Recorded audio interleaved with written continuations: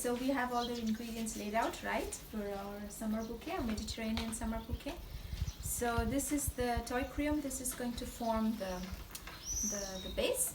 So it's going to be a very light arrangement with airs and and typical everything ingredients from Mediterranean. from the garden. Mediterranean, exactly. So the thing is always to cut at the end and to make with sure an angle with to an hydrate it better. Yeah, so that nothing actually is. There are no foliage below the water. That's not good. So I'm just going to put it like this one. It's too much. Yeah, just Maybe take so. those ones off, right? What do you think? Yeah, sure. Okay. Oh. So what do we have at this stage of the year? So it's a bit like a window, right, between the real spring flowers exactly. So there's not and summer. really a lot in the garden. Oh, there are, but not the traditional flowers, not the kinds that we would think. And not that much Would be probably flowers. focal flowers, right? Not focal flowers. But then we can make airy arrangements. So in this case, but we are taking the first the dahlias. dahlias. Yeah, the first ones, and they're so beautiful. We'll use those. And so just popping the toy cream in, and maybe I need to go back later and adjust the height. This one might need to go. It's a bit too high. It's how about this? So now it's probably the perfect time for IKEA, right? Yeah. So we've got some of the yarrow here. So that will, and that lasts like an incredible time in the Correct, flowers. It's unbelievable. Sometimes people even dry them Yeah. after the arrangement is gone. They just get and hunt them. So And they're really how do you do that? How do you dry the? So, for example, these varieties that you have in here, Yeah. that they are pretty hard, right? When Yeah. you touch, they dry very, very well. They last. It's also the right stage where you pick them. So you just hang them upside down, and well, this is not a strong color, but if you have more colors like reddish or Yeah. pink, and you want to keep that color, Yeah. you do it in a darker place. Yeah. Okay. So it doesn't really has to be a very cool room, but with no direct sunlight, Mhm. and And then they keep the shape as well, so they don't It's- drop the florets or anything. well, some florets will go, but Yeah. they in general keep pretty well, and it's really nice to use them then in winter arrangements. In winter arrangements, yeah. Yeah, Okay. I have not. Do you dry? yeah, flowers I have for- from last year. I have a Mhm. lot that I didn't use yet. Yeah. So, well, I used a lot, but I still have very much because it flowers up till September, right? Almost. Yeah. So Yeah. you pick and it never ends. So- Exactly, and this is one of the ones that just grow in the summer heat, right? And they Yeah, really they like. thrive in They love the Mediterranean places. yeah, the Mediterranean places. Yeah, that's one of the challenges we have here, don't we? Yeah. Just having the flowers during the hotter season. So, yeah. They don't need much water, so Yeah. Do you treat them in a very specific way, the achilles, once you harvest them? no, not really. So they are pretty hard ones, so they survive very well just in plain water. You don't really need to add much. Yeah. And actually, all the summer flowers, so if they are conditioned with the cool temperatures Yeah. and they picked at the right stage of the day, you don't really need to put much treatment into the Okay. water or. Do you add sugar or anything? No, not really. So I know sugar is just some food, additional food for the flowers, but it Yeah. also will make them to bloom or open even quicker. Ah, okay. So Okay. now, if the pot is really clean and just plain water would work fine. Now, normally, of course, I would take 3 because I think beautiful. that's yeah, it's already quite nice, isn't it? And then we need to just keep moving this around to see that all directions look pretty and beautiful. Maybe you have a small gap. in Yeah, I here. have a gap here, but I We'll don't have put- any more of the dahlia. I would have preferred to have 3.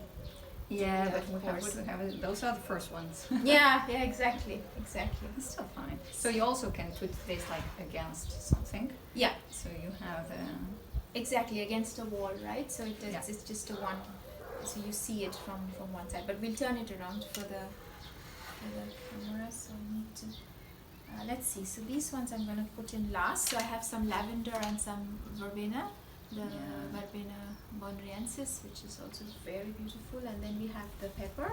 Oh, this is beautiful. So lovely, so airy and beautiful and lovely. And just let that hang on the sides. Yeah, it's gorgeous. It smells so nice. Yeah, it smells very nice. It's lovely, and you can eat the the peppers as well. Now see this. They must be more softer, right, of the taste. Yeah. Yeah. You can, or maybe just put it on the side like this. Yes. Yeah. Just tuck it in. Exactly. I'm not sure I will manage to do it properly, but yeah, and then exactly. So that's pretty. That's one like that, and so always to have some kind of a harmony in this entire arrangement. And this one can go at the back here. Just drape down the side. I love it. I love it when things just fall, cascade down, almost like a waterfall. looks so natural. Yes, this looks really natural, and I think I love this color combination. It's very muted. It's not very sharp or dark colors, and that's pretty as well. And this is so these are the passion flower vines. It's a climber, and so it's going to be kind of similar as well. Do you want to just drape it around the other side? You can do that. Take this one here.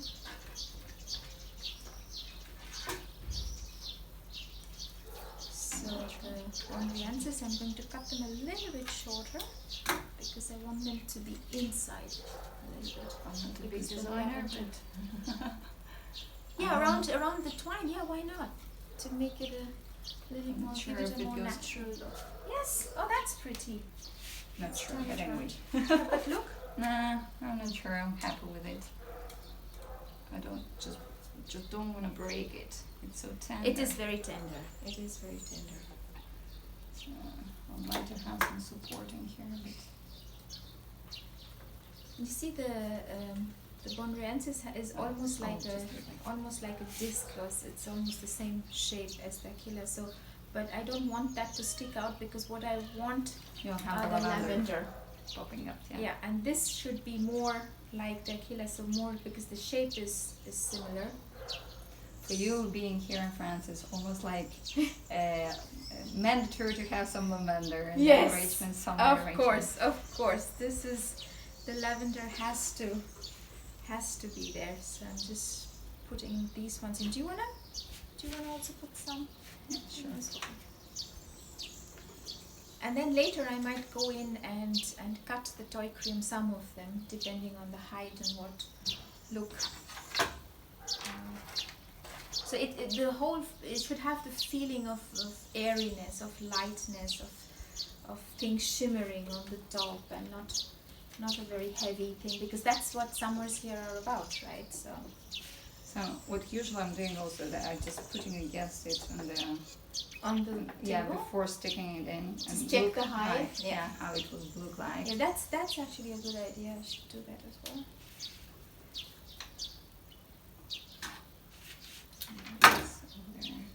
Because this probably will be more over there because it's a tall one. Oops, Yeah, sorry. I have it.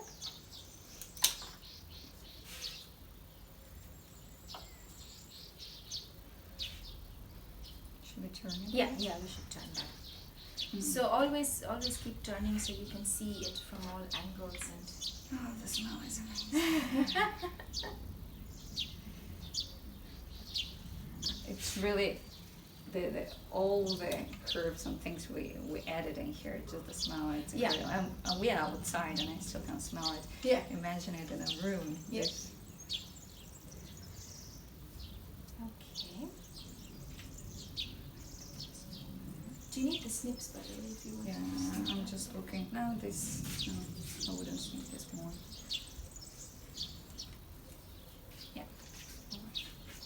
That is already looking really lovely. It is. Yeah, it is lovely. Short one. Just take there.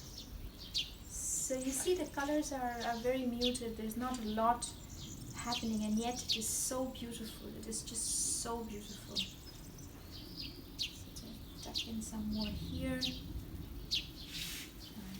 one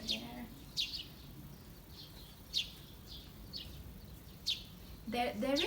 There is actually a gap here, right? But then well, but because we miss one more focal flower, usually it's always kind of better to work with 3 or 5. Exactly. That's what I do too. Yeah. We have one left. Yeah. Why don't we put it somewhere here because it's a short one. And now this one I really like. I really love this shape of how it just turns on one side. It's lovely. And it looks this side. I love this. Yeah. The pepper is. The pepper just. It's gorgeous. It just adds this little. It lifts the whole bouquet up. I think it looks lovely. And I'm just wondering if I should maybe cut this one a little bit down. Although ideally I would like it to bend. It's a pretty These straight ones, one. yeah, it's just bend a little bit, but I think it's all right. It's okay. It will be fine. Yeah, and it's nice because it's got like different heights. So yeah, this it doesn't is have the to highest. be straight, right? No. This is the highest and that's the lowest, and we've tucked the focal flowers in a little bit deeper. So we'll just turn it around and show from the other side. Oh, just leave it like this. Yeah, I think we'll leave it. We shouldn't probably do too much to it. No, that's lovely. Okay, great. Nice work. Nice work.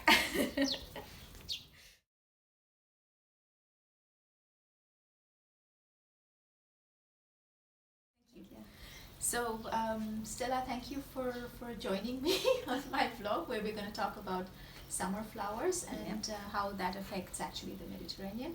So Stella is a flower farmer from the northern part of Spain. She owns Floritea, which is her name of the farm. So maybe you talk a little bit about your farm first so that people get an idea. Well, it's a very small farm, so it's not far away from Barcelona. It's like 30 minutes away. I've started it like 2.5 years ago. So this would be my 3rd season growing flowers. Okay. And started like a hobby, and I hope to develop it into something bigger and become a full-time flower farmer next year. Yeah.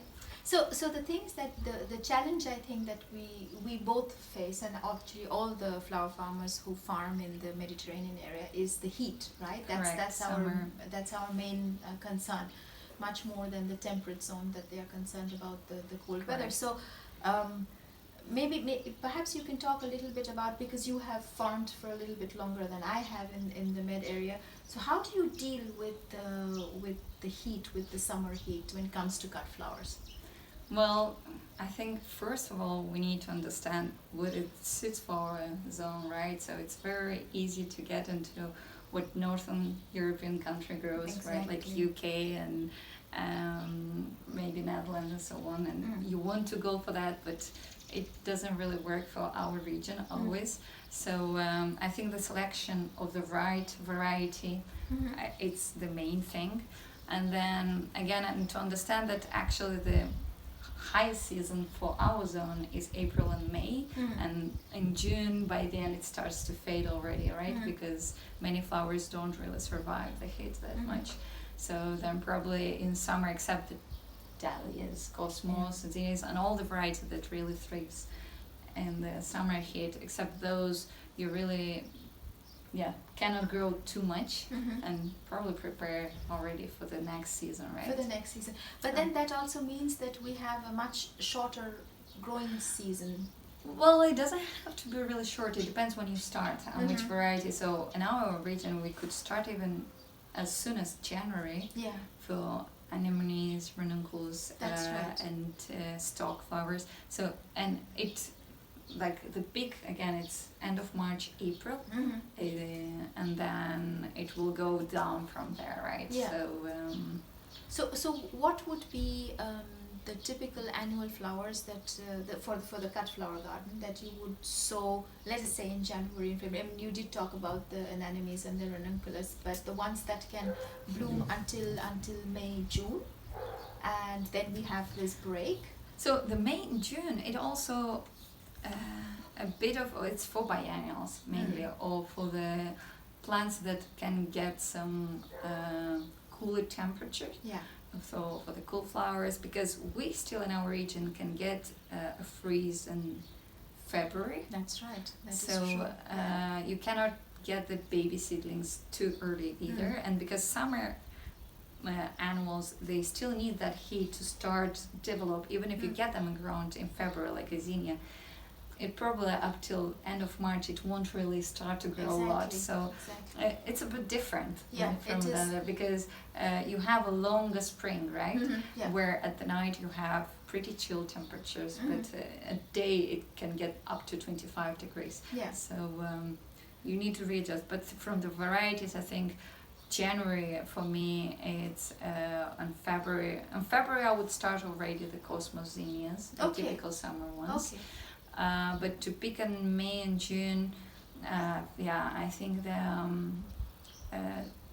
yarrow, well, this is also as a perennial in our region. Yes, exactly. I also have scabiosa right now going on. There are, well, antirinum, so you still can have them depending on how early you sow, but the ones in January would come now. But they will go in a flash, because it has to be pretty hot. So well, there are many varieties, but I think this is a good thing that you mentioned, because I was thinking about the longevity of the flowers as well. Because obviously if we sow them, let's say in January, so you have the antirums that are growing, but then they, like you said, they go in a flash. Correct. So the window is very short.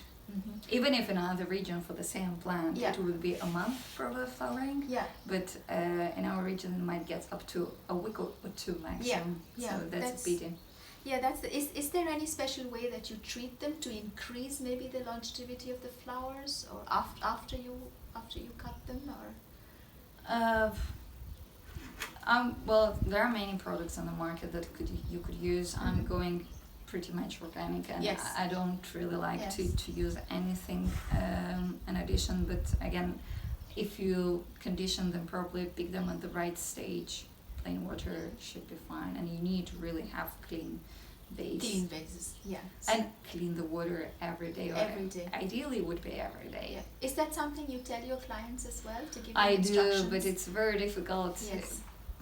Let them people understand that how much important is that, because they say, it doesn't matter, it may be after 3 or 4 days, or even sometimes you get and you see that, well, they don't even have water enough, you know. So it's very difficult, but the people who really care about that, they know how to take the maximum out of the cutted flower. But so that brings me to the next question, which is the client, of course, because people are not really used to having locally grown cut flowers, at least around this area. It is very prevalent in the US and in the UK, and I think, but not in the rest of the world, so to have local regional flowers. And people are just used to having roses that look like the traditional rose, but not a country garden rose, and obviously they don't last as long as the others. Oh, there's a little spider. It's happy here. Yeah, it is. And so how would you what does your client base look like? I mean, do you feel that there is a shift in people getting more aware of buying local seasonal grown flowers, or is that still a traditional way of buying flowers that come from the hothouses? So you have different group of people, so the older people still go with the flowers that they were buying when they were young, and they were used to, so that it's very difficult to change. And then the younger people start now to, due to all the mass media information that you get on Instagram and pictures, and they start to appreciate a bit more, but there is still a lot of work to do to explain to the people and let them know what is suits, because it's very easy to get thrown with what you see in the pictures in other countries, and you want it for you, but it might not be the right time, the right climate to get it. So but one of the most common things people tell me that's I've never seen this before. Yes.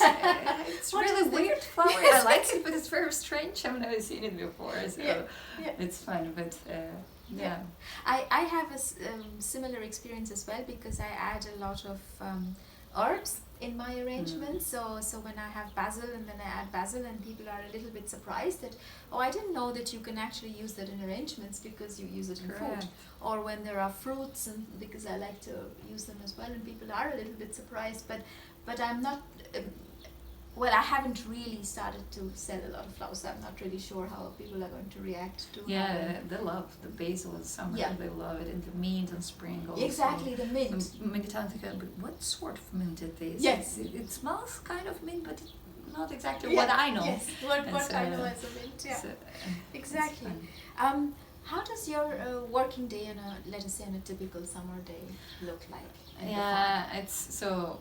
Now that we are in June, it starts to change a lot. So I'm starting very early in the garden, around 6, up till maximum 9 or 10, and then well, at least for the main part of things that I need to do, and then after 6 p.m. Yes. Because in the middle it's really hot. Yeah. And yeah, it's a bit insane. It starts to be a bit insane. So that's also the change, a bit hard, because the night get pretty short, because you work up till late and then you wake up very early. Yeah, exactly. So but then you have a big open window during the daytime. Yeah. Is there anything that you can do during this daytime? Like, is there something that you do, like conditioning them? You would probably cut them in the early hours of the morning or late in the evening, right? So anything else that you can do during the daytime, or just? Well, you can do many things in the garden, but it depends if you really want to be on that heat. Yeah. But yeah, usually all the administrative work that you still need to do, it's the perfect moment to do that, and all the marketing part, and that's right. Or transport things from one place to another, and that. Everything that it's not strictly related to the garden can be done in that time. Okay. Or just have some rest also. Yeah, exactly. If the nights are short and the days are. You need a siesta. Yes. That's one of the good things over here, right? Everybody does a siesta, and I completely agree to that, and I welcome it. We touched very shortly on germinating seeds towards the beginning of our conversation. So, what do you think would be a good thing to germinate now in the summer months that would then start taking off in fall and go through winter?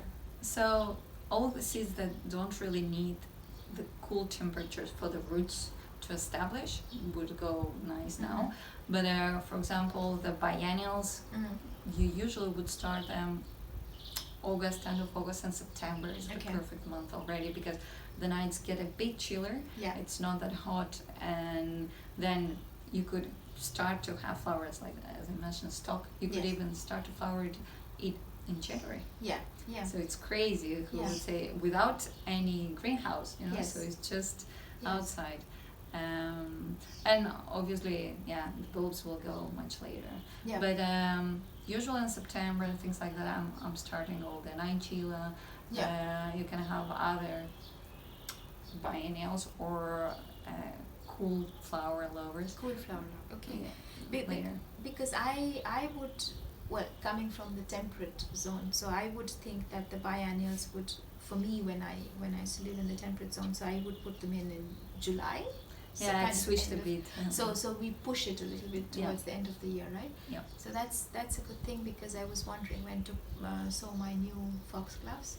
So the ones that I have in the garden, they're already 2 years old, but I'm going to treat them as perennials. I'll just leave them and cut them to the ground and see what happens. This is not a big rule, but for me it mainly works when, if I pick already the seeds now, it means that in a couple of months I can sow them. Yeah. So they have some months of like rest to be more mature or dry, and then it means for me that I could already sow them. And get the flower later. But okay. So still a learning curve for me too. It's a learning curve. It's always especially always because all the information we get is from traditional growing countries. cat flowers. Yeah. And it's not that much on the Mediterranean There side, isn't right? anything. There isn't So anything, right? you really need to adjust and learn about Exactly. yourself. You just have to experiment and learn, and then take notes and try not to repeat the same mistake the next year. But Well, then it you happens. do anyway. Exactly. We will. Anyway. But thank you very much for taking the time to speaking to That's me. nice. Yeah, I hope this is going to be useful to all our growers in the Mediterranean region. Okay, thank you. That worked